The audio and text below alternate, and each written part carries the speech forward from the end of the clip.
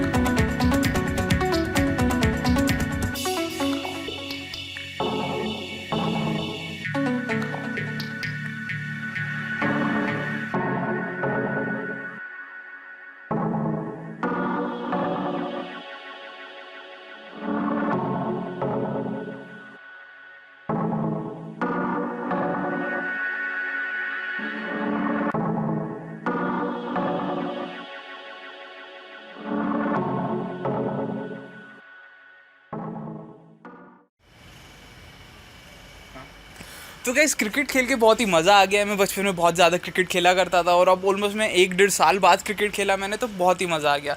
और जिस चीज़ के लिए आप वेट कर रहे थे कि 100 रुपीज़ में मैंने क्रिकेट कैसे खेला, तो वो मैं अब आपको बताने वाला हूँ।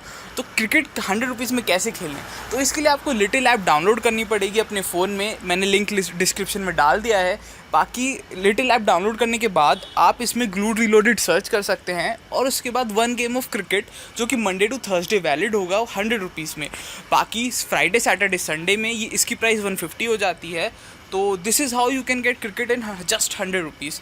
तो इसके अलावा अगर आपको और भी डिस्काउंट चाहिए तो मैंने अपना रेफरल कोड डिस्क्रिप्शन में डाल दिया है, वहाँ से आप उसको ऐप को डाउनलोड कर सकते हैं और एक्स्ट्रा 10% ऑफ आपको और मिल जाएगा। तो इनफैक्ट आपको सिर्फ 90 रुपीज़ में क्रिकेट मिल जाएगा।